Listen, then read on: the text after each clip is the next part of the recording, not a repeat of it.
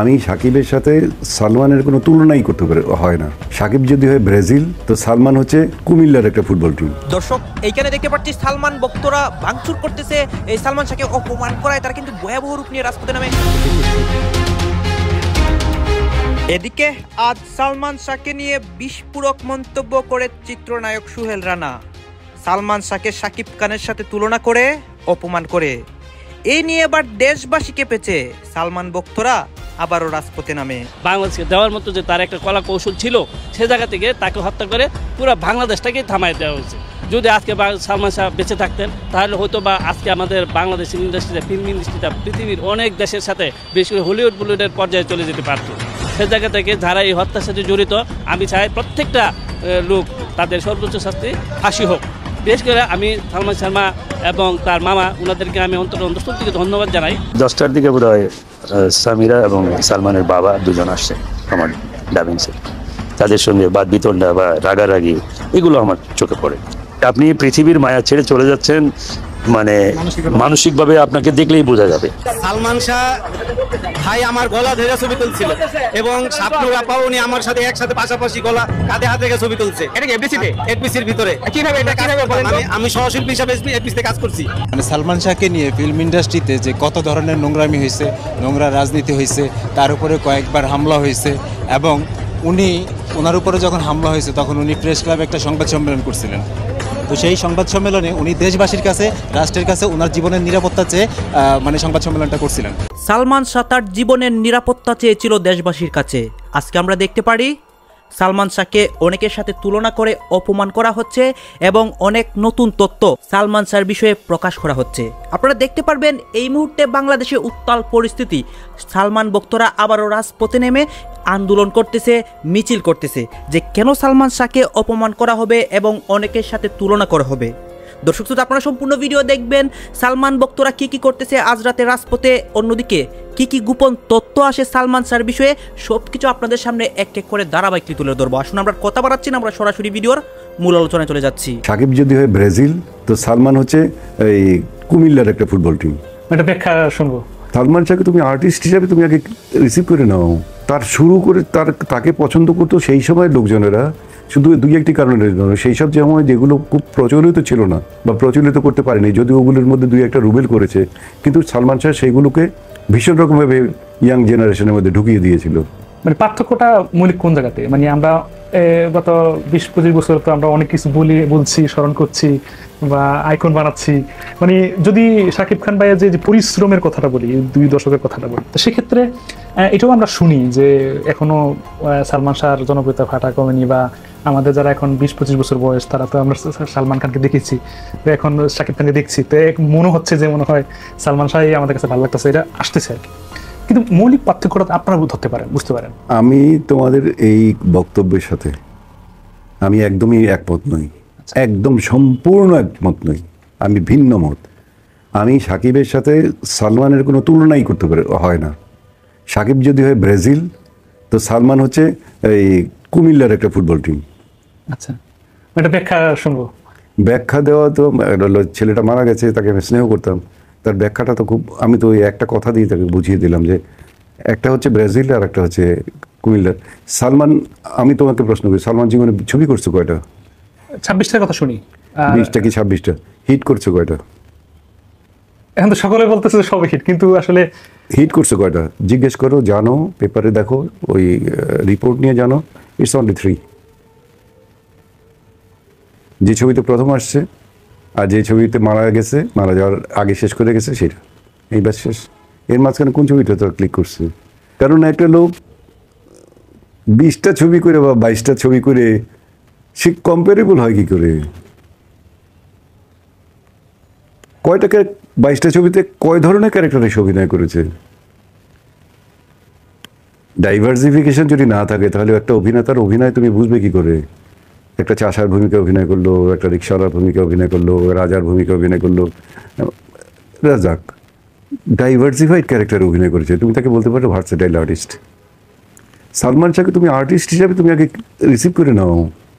তার শুরু করে তাকে পছন্দ করতো সেই সময়ের লোকজনেরা শুধু দুই একটি কারণের জন্য। সেই সব সময় যেগুলো খুব প্রচলিত ছিল না বা প্রচলিত করতে পারেনি, যদি ওগুলোর মধ্যে দুই একটা রুবেল করেছে, কিন্তু সালমান শাহ সেইগুলোকে ভীষণ রকমভাবে ইয়াং জেনারেশনের মধ্যে ঢুকিয়ে দিয়েছিল।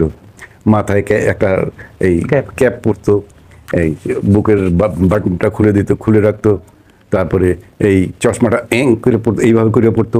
এই যে দিস সর্টস অফ স্পেশাল কিছু অ্যাক্টস তার, সেইটা সেই সময় তরুণদের কাছে মনে হতো যে আরে ফ্যান্টাস্টিক, তো ওরা তো অ্যাক্টিং বা ছবি দেখেনি, ওরা তো ওইটা দেখেই ওর জন্য পাগল হয়ে গেছে। এবং তার পরবর্তী পর্যায়ে এখন যারা কথা বলে তারা তো ছবি দেখে না, সালমানের কথা বলবে কী করে? তারা কথা বলে ওই যে তোমাদের মাধ্যমে, তোমরা যে ওই টাইমে ওইটার জন্য তাকে ভীষণ রকম সুনাম করতো, তার মধ্যে আবার দু একটা বড় বড় হিরোইনের সাথে একটু লাভ অ্যাফেয়ার করতো, মানে সব টাইমেই সে যতদিন জীবিত ছিল সে সবসময়ই প্রেসের কলমের সামনে থাকতো, হয় ইসের জন্য কি বলে দুষ্টমি করার জন্যে, অথবা কিছু প্রেম খেলার জন্যে, অথবা এই টিপিক্যাল ড্রেস পরার জন্যে। এবং সেইগুলো নতুনত্ব যখন তুমি একটা জিনিস ইন্ট্রোডিউস করো তো অটোমেটিক্যালি তোমাকে লোকজনরা ভালোবাসবে, মানে একটা জেনারেশন তোমাকে ভালোবাসবে। এখন আমরা তো যখন দেখি তখন আমরা দেখি শিল্পী হিসাবে সে অভিনয় কী করছে, কতটুকু করছে, তো সেইটার দিক দিয়ে তো সাকিবের সাথে ওর আমি যে বললাম যে তুলনা করাই আনজাস্টিফাইড। তোমরা তাকে সুপার হিরো বলো, কি বলো না বলো, that is up to you, but up to me সাকিবের সাথে সালমানের তুলনায় চলতে পারে না। তার যে ছবিগুলো সেখানে তো ভালো একটা ছিল, বা গানগুলো খুব হিট হয়েছে, বা তার সাথে যে নায়িকারা কাজ করেছে, যদিও এখানে একটা কথা আসছে, এটা আপনি বাদ রেখেছেন, আপনার ভাই বলেছিল, রুবেল ভাই বলেছিল যে সালমান শাহের যে ছবিগুলো হিট হয়েছে সেখানে তার সহশিল্পী কারা এটাকে নজর দিতে হবে, যেমন হয় শাবনূর সাথে বা না এটা তো আমি অন্য কিছু তো বলিনি, আমি তো ওর অভিনয়ের সম্পর্কে কিছু বলিনি, কার সাথে কাজ করছে আমি বলেছি তুমি খেয়াল করো না কেন, আমি বলেছি প্রেসের সাথে সে সবসময় প্রেসে থাকতো, যে পেপারের মধ্যে তাকে পাওয়া যেত, প্রত্যেক দিনই তাকে পেপারে পাওয়া যেত। কী কারণে যেন পাওয়া যেত? দুষ্টুমি, এই আমি বলেছি দুষ্টুমি করে পাওয়া যেত, মিথ্যা কথা বলার জন্য পাওয়া যেত, সময় এদিক ওদিক করার জন্য পাওয়া যেত, তারপরে প্রেম, নতুন স্টাইল। ওই সময় মেয়েগুলো অল্প বয়স্ক মেয়ে ওইসব স্টাইল দেখে পাগল হয়ে যেত। প্রতি যুগে কিছু মানুষ থাকেন যাদের চলে যাওয়া মানে সে যুগের শেষ হওয়া। বাংলা সিনেমায় সেই এক যুগের নাম হচ্ছে সালমান শাহ। তিনি একজন নায়ক নন, ছিলেন কোটি ভক্তের হৃদয়ের স্পন্দন। সালমান শাহর মৃত্যু আজও কোটি ভক্তের মনে দগদগে গা হয়ে আছে। সালমান শাহ কি আত্মহত্যা করেছিলেন নাকি তাকে হত্যা করা হয়েছিল? 29 বছর পর যেন সেই প্রশ্নটি আবারও দরজায় করা নাড়ছে, যেন আজ সেই রহস্য উন্মোচন হবে। সাল 1996, 6 সেপ্টেম্বর। দিনটি আজও অগণিত ভক্তের মনে গভীর ক্ষত হয়ে আছে। সেদিন ঢাকার ইস্কাটনের ফ্ল্যাটে পাওয়া যায় সালমান শাহর নিথর দেহ। প্রথমে বলা হয় তিনি আত্মহত্যা করেছেন, কিন্তু পরিবার তা মানেননি। তাদের দাবি ছিল এটি একটি পরিকল্পিত হত্যাকাণ্ড।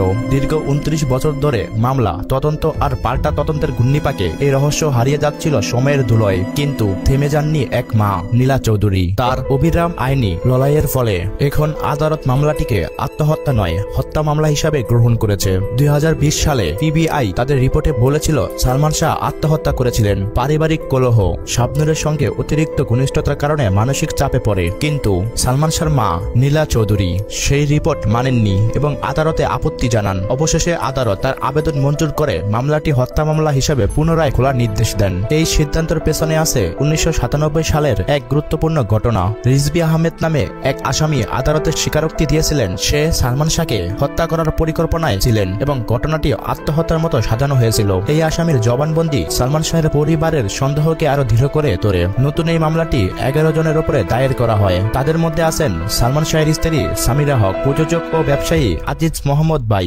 এছাড়া আরো আছেন Latifa Haque Lucy, David, Javed Faruk Ruby, Abdul Sattar Saju ও রিজভী আহমেদ ফারহাদ। তদন্ত সংস্থাগুলো এতদিন 5টি কারণ দেখিয়ে মৃত্যুকে আত্মহত্যা বলেছিল।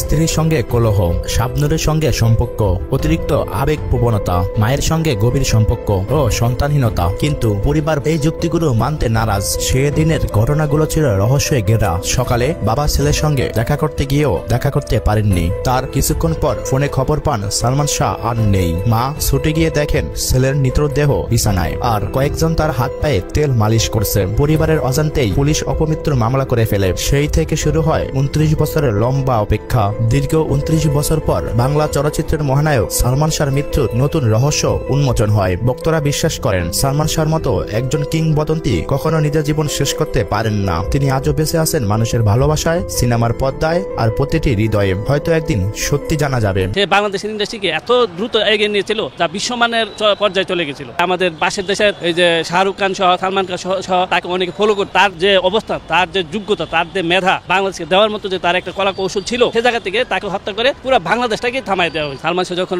মারা গেল তখন আমি 96 সাল, তখন আমি ইন্টারে ফার্স্ট ইয়ারে পড়ি। তো তখন দেখলাম যে তার তখন এরকম একটা সপ্তাহ নাই, এরকম একটা মাস নাই যেখানে তার সিনেমা আমরা দেখতাম না। তখন এরকম একটা জনপ্রিয় লোক ছিল। তো আমি বলবো যে তাকে আসলে হত্যা করেছে, সে আত্মহত্যা করার মতো কোনো ব্যক্তি না। সে বাংলাদেশের ইন্ডাস্ট্রিকে এত দ্রুত এগিয়ে নিয়েছিল যা বিশ্বমানের পর্যায়ে চলে গেছিল। বিশেষ করে বলিউডের নায়ক নায়িকারা যারা ছিল অনেকে তাকে ফলো করতো। আমরা যতটুকু বুঝেছি যে আমাদের পাশের দেশের এই যে শাহরুখ খান সহ সালমান খান সহ তাকে অনেকে ফলো করতো। তার স্টাইল, তার যে মেধা, এগুলো তার ফলো করতো। সেই জায়গা থেকে আমাদের বাংলাদেশকে তাকে হত্যা করে বাংলাদেশকে থামিয়ে দেওয়া হয়েছে। বিশেষ করে বাংলাদেশের যে ফিল্ম ইন্ডাস্ট্রি সেটাকে থামিয়ে দেওয়া হয়েছে এবং আমাদের যে ক্রমধারা একটা উন্নতির দিকে যাওয়ার কথা ছিল সেটা এখানে থামিয়ে দেওয়া হয়েছে তাকে হত্যার মাধ্যমে।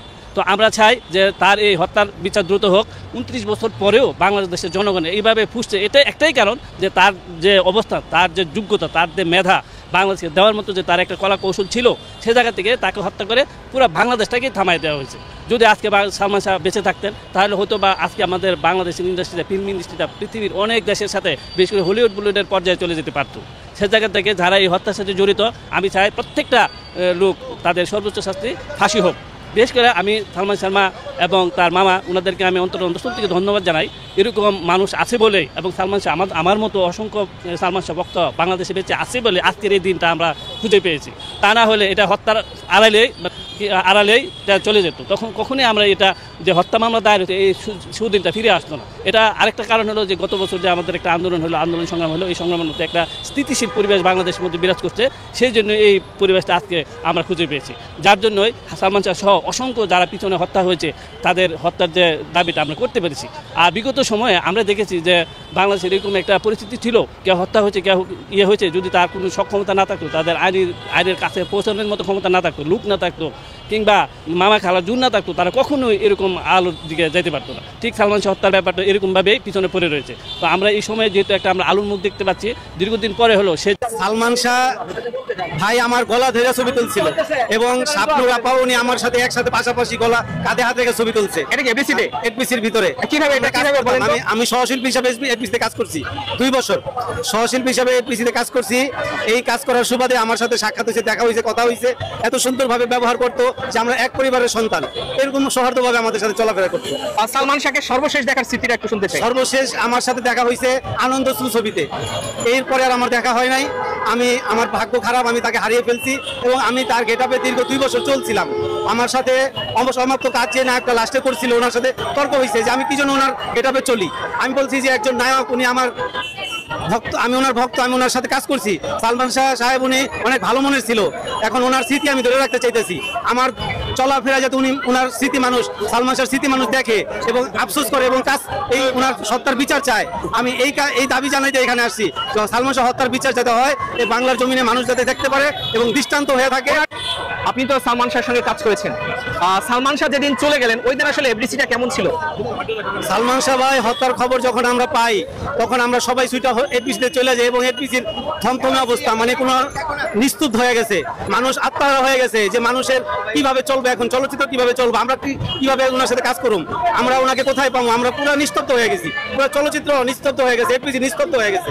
এত কান্নার রোল করে গেছে যে মানুষ একজন আরেকজনের ধরে জড়ায় কাঁদছে। কান্নার মানে যেভাবে মানুষ নিজের আপন ভাই হারাই ফেললে যেভাবে কান্না করে সেভাবে কান্নায় ভাঙা পড়ছে। অনেক ভক্তরা মারাও গেছে ওনার কষ্ট সহ্য করতে না পাইরা।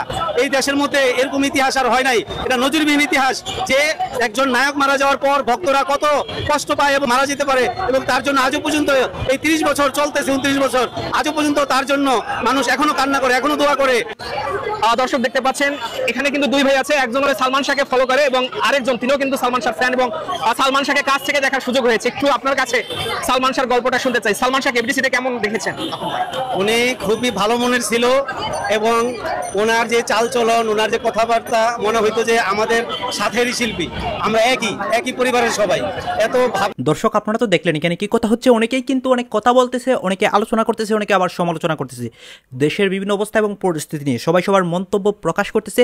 বিশেষ করে এখানে সালমান শাহর বিষয়ে অনেকে অনেক কথা বলে, অনেক চিত্রনায়ক, অনেকে যারা সালমান শাহের সাথে জড়িত ছিল তারা তাদের মন্তব্য প্রকাশ করে। গাইস, এই বিষয়গুলো দেখে আপনাদের কি মনে হচ্ছে এবং তাদের কথা থেকে আপনাদের মন্তব্য কি? আপনারা কি চান সালমানের সাথে যারা অপরাধী ছিল সেই অপরাধীগুলোর শাস্তি হোক? আপনাদের মন্তব্যটা অবশ্যই কমেন্ট বক্সে লিখে যাবেন। এবং এতক্ষণ আপনাদেরকে আমরা যা কিছু দেখিয়েছি সব কিছু আমরা সোশ্যাল মিডিয়া থেকে সংগ্রহ করেছি, এখানে আমাদের নিজস্ব কোনো মন্তব্য নেই বা নিজস্ব কোনো সিদ্ধান্তও নেই। সর্বশেষ আপনাদের কাছে আমাদের রিকোয়েস্ট থাকবে, আপনারা আমাদের চ্যানেলে নতুন দর্শক হয়ে থাকলে চ্যানেলটি সাবস্ক্রাইব করবেন এবং পাশে থাকা বেল বাটনটি বাজাবেন যাতে করে নেক্সট ভিডিওটা সবার আগে আপনাদের কাছে পৌঁছে যায়। ধন্যবাদ।